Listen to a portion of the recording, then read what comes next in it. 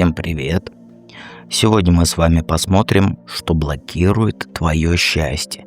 Конечно же, посмотрим, как это из жизни своей убрать эту, эту гадину, так скажем, да? Сразу предупреждаю, сегодня расклад для тех, кто вчера оставил обратную связь.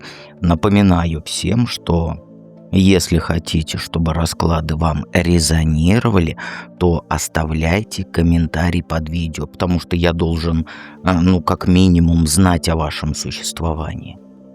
Итак, настраиваюсь на тех, кто вчера оставил обратную связь, а завтра расклады для тех, кто оставит здесь обратную связь. Итак, давайте, я думаю, начнем расклад.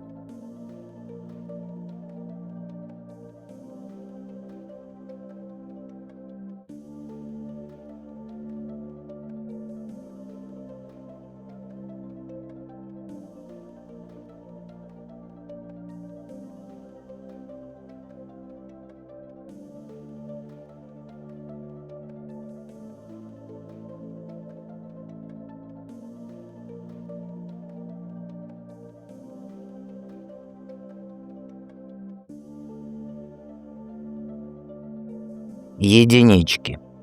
Ну смотри, первый вопрос у нас – это сигнификация. Что такое сигнификация? Я говорю о тебе, но в данном случае мы смотрим, почему ты чувствуешь себя несчастной. И если это о тебе, значит расклад твой. Почему несчастной чувствуешь? А потому что ты сама себе праздник испортила по картам. Вот смотри, вроде бы у тебя все для счастья есть. Дом, близкие рядом, стабильность хорошая. Но вместо того, чтобы радоваться как нормальный человек, ты истерику устроила вот в этом собственном раю. Ты как обезьянка, сидишь на пальме с бананом в зубах и ноешь, что небо недостаточно голубое. Ты застряла вот в ожидании какого-то прям грандиозного фейерверка. А жизнь-то она сейчас идет, вот прямо здесь, сейчас. А у тебя как? Это ретроградный Меркурий, это магнитные бури, это вот это все, и так у тебя жизнь-то и проходит. И еще вот этот внутренний подросток у тебя есть. Он в тебе вот внутри и орет: скучно, давай ко мне приключения, все брось и беги, как говорится, в закат. Но ты ничего не делаешь. Ты вместо действия тупо зависла между вот этим «хочу» и «страшно». Вот и получила свое же благополучие, что, как сказать, так получилось, что ты это в золотую клетку превратила. А ключик на видном месте от этой клетки висит. Просто вот, как говорится, руку протяни. Но нет, тебе же удобней страдать в этих удобствах. И небо не такое синее, и солнышко криво светит. Что счастье твое блокирует? Тут уже по-серьезному. Ты уперлась в свою же стабильность, как баран в новые ворота. У тебя там семья, дом, работа. Все вот как, знаешь, как из журнала, из картинки журнала. Идеальная жизнь, но вместо того, чтобы этим наслаждаться, ты просто устроила тотальный контроль над всеми и вся. Понимаешь? То есть, помнишь мультик с белкой с орехами? Вот, и ты вот этот орех поймала, в дупло запихала к себе, да? А теперь ты дрожишь, вдруг кто украдет. То есть, ты замерла в страхе, что если шаг в сторону, то все рухнет. И что плохое, даже вот когда все отлично у тебя, ты расслабиться не можешь. У тебя мозг ищет, к чему бы придраться. Деньги ты копишь, но ты не тратишь их на радость. Ты просто копишь. Возможностей у тебя много, возможностей есть, но ты их не используешь. Понимаешь? Ты сидишь на мешке с золотом и голодаешь. Вот примерно вот так. Потому что, а вдруг завтра там умрем все? А вдруг завтра не хватит? знаешь, перестань ждать конца света и начни жить в своем достатке. А достаток у тебя. Но тебе, конечно, кажется, что этого недостаточно. Как это из твоей жизни убрать? Ну, знаешь, хватит ныть. Вот я всегда говорю, хватит ныть. Хватит быть тряпкой.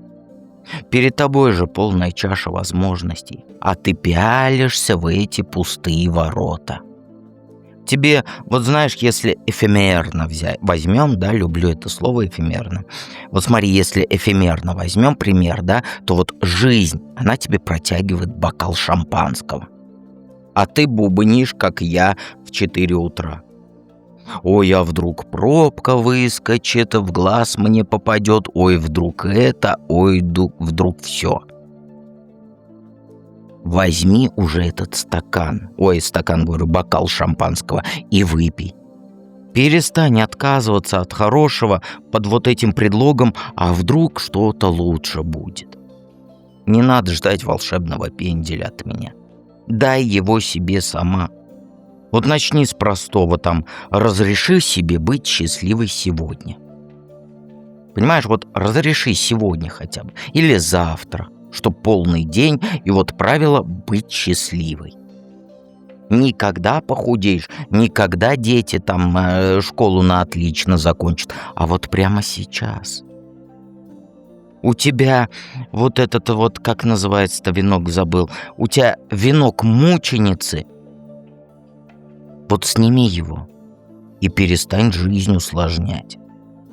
Вот сейчас встань, вот после расклада встань, открой холодильник, налей себе там вкусного сока, вина, кто чего любит, подругам позвони, пятница все-таки, устрой там посиделки какие-то. Знаешь, счастье – это же не пункт назначения, нет, потому что, знаешь, вот все девочки, они рвутся к счастью, но они к какому-то эфемерному счастью рвутся. Но это не пункт назначения, это счастье, это та дорога, по которой ты идешь. И если ты будешь все время смотреть под ноги, то ты просто пропустишь все цветы вдоль пути вот этой дороги. Да, вот так вот представляешь. Вот когда мне выпадают такие карты, да, когда вот все хорошо, но мы копим, вспоминаются очень много историй из жизни, когда вот возьмем, да, вот когда в 90-х деньги-то поменялись, помнишь? Все копили, а с утра проснулись, а деньги-то и ничего не стоят, просто бумажки. Ни счастья, ничего, ни денег. Или вот ни для кого не секрет, да, то, что я в Турции. Вот смотри, в один день, если возьмем рубли, то вот смотри, в один день 1 лира стоила 11-12 рублей. 1 лира. И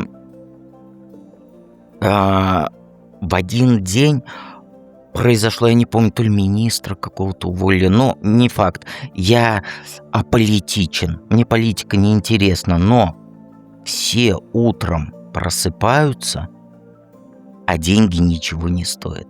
И это вот недавно было. Ну, как недавно, несколько лет прошло, но для меня это недавно, потому что чем старше ты становишься, тем быстрее время бежит. Вот смотри, хлеб стоил 1 лиру, зарплаты не поменялись, нет, ни в коем случае, зарплаты такие же, но вот в один день хлеб стал стоить 5 лир, потом 10 лир, а магазины закрывали, потому что каждый час приходилось менять ценники. Понимаешь, в большую сторону. На 100 лир можно было вот купить вот много-много продуктов на целую неделю. На сегодняшний день хлеб, который я люблю, он стоит 80 лир. Ты представляешь, на 100 лир можно было неделю жить. И жить не тужить, все у тебя будет. И суп, и мясо, и так далее. И вот в один день вот эти вот 100 лир, которые на неделю бы хватили, тебе хватает только на одну булку хлеба. Представляешь? Вот. И мало того, знаешь, самые хитрые, самые такие, я бы назвал, прожженные, знаешь, что сделали? Есть онлайн-магазин Apple в Турции. И все резко, вот когда лира упала, цены еще не успели поменять. Все начали заказывать вот эти айфоны, макбуки, вот это, потому что, вот как тебе объяснить? За одну ночь вот ты проснулась, ты легла спать, у тебя, например, 10 тысяч рублей, да? И это я не эфемерно говорю, я просто тебе в лирах говорю, в рублях говорю, как, чтобы тебе понятно было. Заснула, у тебя в кармане 10 тысяч рублей. Проснулась, ничего не купила, а эти 10 тысяч рублей превратились в 100 рублей. Это буквально так и было. За одну ночь. Там, вот говорю же еще раз, магазины закрывали, потому что сначала как делали? Все проснулись, и магазины не знали, им открываться или что, потому что это вот большой бум был. В магазинах сначала меняли ценники каждые 30 минут, а лира прям падала, вот как смотрел, наверное, вот эти вот графики, когда-нибудь видела, вот как у трейдеров. Вот. И лира падает, и падает, и падает, и падает. И тогда с 12 рублей за одну ночь она стала 3 рубля. Как я помню, я точно не помню, там с копейками, но вот с 12 рублей до 3 рублей. Представляешь? Вот я тебе и говорю, ты копишь. Мир, он сейчас нестабильный. Мне кажется, самый стабильный континент на данный момент – это Антарктида. Вот. Если я президентом стану мира, да, я обязательно себе сделаю резиденцию в Антарктиде. Мечтать не вредно, вредно не мечтать. Вот. И к чему я это все рассказываю? Вот старый хрен. То, что ты копишь, а счастье у тебя мимо проходит. Так вот, я же еще раз повторяюсь. Счастье – это же не пункт назначения. Это твоя дорога. Вот сейчас ты ее идешь, когда ты расклад смотришь. И потом дальше пойдешь. Каждая секунда – это шаг. Понимаешь? Надеюсь, что ты поняла, потому что я уже начал сам себя не понимать. Поэтому давайте перейдем ко второму варианту.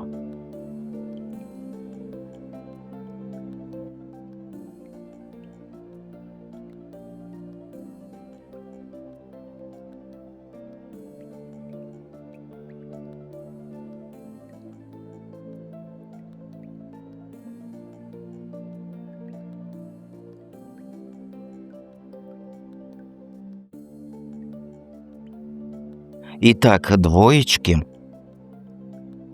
Почему ты чувствуешь себя несчастной? Это сигнификация. Знаешь, по картам ты вот как будто на 2 стульях сразу сидишь. То есть я объясню, вот смотри. С одной стороны у тебя внутри пустота, то есть чувствуешь, что должна быть какая-то радость, да, какое-то там вдохновение, огонек, но нет ничего. И ты ждешь, что жизнь сама тебе подкинет вот эти поводы для счастья. Как вот этот, как называется, у Остапа Бендера-то, на блюдечке с голубой каемочкой. Вот ты ждешь, что тебе жизнь подойдет к тебе, вот тебе подарочек на блюдечке с золотой каемочкой или с голубой каемочкой, не помню. Вот счастье. А с другой стороны, ты застряла в этой рутине бесконечной. Работа, дом, обязанности по кругу, все. Каждый день у тебя одно и то же. Вроде ты что-то делаешь, руки заняты, но вот отклика в сердце нет. Вот я не знаю, как это объяснить-то. То есть сердце молчит. Это вот как будто на праздник ты собрался, да, там все оделся красиво, а вместо вот этого праздника залипла за стиркой носков, например. То есть ты сама себя обманываешь. А обманываешь как? Вот еще чуть-чуть и заживу. Вот еще похудею на 1 килограмм, и будет все хорошо. Вот с понедельника я как брошу там курить или еще чего-нибудь, и будет все хорошо. Да нет. Ты закопала свои настоящие желания под вот этой грудой бытовухи. А теперь ты удивляешься, почему внутри пусто. Ты не несчастна из-за каких-то внешних причин. Нет. Ты сама засушила свою душу в этой ежедневной возне, забыв, чего ты хочешь на самом деле. Так что блокирует твое счастье? Ну, тут понятно, да, даже трактовать не нужно. Блокирует твоя же трусость и привычка самой себе вечно врать. Ты знаешь, ты как вот снимаешься в своем собственном кино, и ты шпион. То есть все время что-то скрываешь, где-то там маневрируешь, прячешь концы в воду. Может, ты делаешь вид, что все тебя устраивает, хотя на самом деле ты ненавидишь свою работу. Терпишь отношения не очень хорошие, потому что что? Остаться одна боишься. Но знаешь, самое главное не это. Самое главное, ты отказываешься принять, что вот старое, оно больше не работает. Все вот к чему ты привыкла, но это больше не работает. И ты вот тащишь за собой вот этот груз прошлого. А это там обиды, привычки, людей, которые давно стали балластом, подруг вот этих, как сказать мягко, из серпентария. Ты уперлась в закрытую дверь, и вместо того, чтобы найти другой выход, ты колотишься в эту закрытую дверь головой. Тебя перемены пугают. И поэтому ты притворяешься, что все хорошо. Но это вранье, оно тебя изнутри саморазрушает. Пока ты не посмотришь правде в глаза, счастью, не сможет пробиться вот это счастье через вот эту стену страха, лжи самой себе и прочего. Как это убрать из твоей жизни? Знаешь, хватит ныть. Хватит ныть и бояться хватит. Пора действовать. Вот знаешь, первое – это найди того, кто будет для тебя вот, как сказать, реально поддерживать, а не поддакивать. Потому что сейчас твое окружение, оно тебя не поддерживает. Они просто поддакивают. Понимаешь? Не вот это абстрактное «нужно пообщаться с подругами». Нет.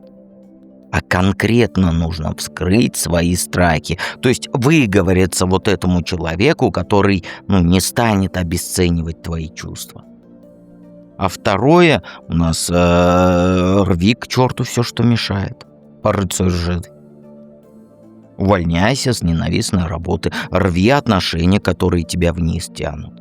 Выбрасывай хлам как из дома, так и из головы. Страшно? Да.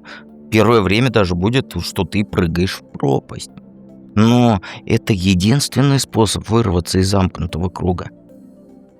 А у тебя же вечное ожидание вот этого идеального эфемерного момента. Его не будет. Начинай сегодня.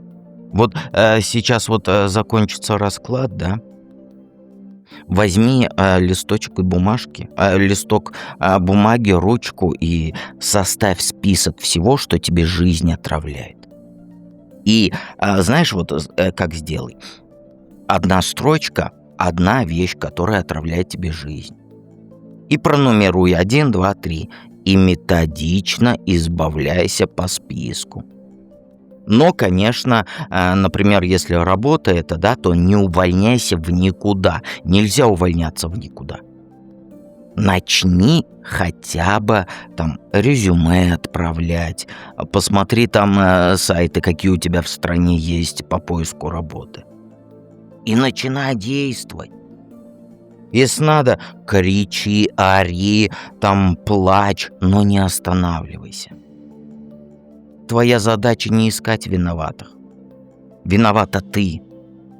Твоя задача бульдозером стать, который сметает вот этот старый хлам на пути к твоей новой жизни. Понимаешь? Давайте перейдем к третьему варианту.